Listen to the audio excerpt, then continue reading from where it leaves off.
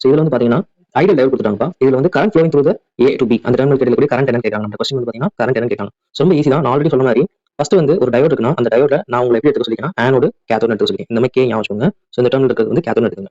First நீங்க தெரிஞ்சுக்க வேண்டியது ஆனோடு வந்து கேத்தோட கிரேட்டரா இருந்தா அது வந்து ஃபார்வர்ட் பேஸ். இதான் ஷார்ட்கட்.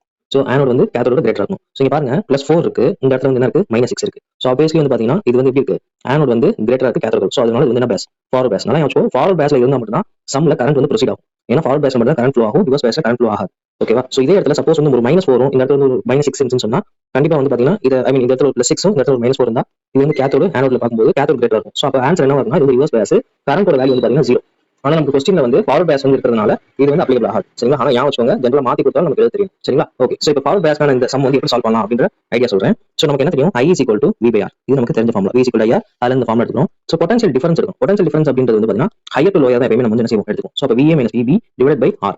ஸோ இந்த இடத்துல VA அப்படின்ற ஒரு வேல்யூ வந்து பாத்தீங்கன்னா 4 +4 -6 டிவைட் பை R ஓட வேல்யூ வந்து பாத்தீங்கன்னா 1 × 10⁻³ எனக்கு கிலோ ஓம் இருக்கனால எடுத்துக்கிறோம். ஸோ அப்போ நமக்கு இங்க வந்து ஒரு 10 இருக்கும். ஸோ இந்த 10⁻³ மேல போச்சுன்னா 10⁻³ ஆகும். That is equal to 10⁻² ampere அப்படின்றதா உங்களுக்கான கரண்டோட வேல்யூ. இந்த ஆன்சர் இருக்கான்னு பாருங்க. ஸோ ஆப்ஷன் 3 இருக்கு. So answer correct. Okay. So shortcut ஞாபகம் வச்சுக்கோங்க. கேத்தோட வந்து எப்படி இருக்கும், லெஸ்ஸா இருக்கும். ஆனோட் கிரேட்டரா இருந்துச்சுன்னா அது என்னது, ஃபார்வர்ட் பேஸ். மட்டும் ஞாபகம் வச்சுக்கோங்க. ஈஸியா இந்த மாதிரி சம்ஸ் சால்வ் பண்ணிடலாம். தேங்க்யூ.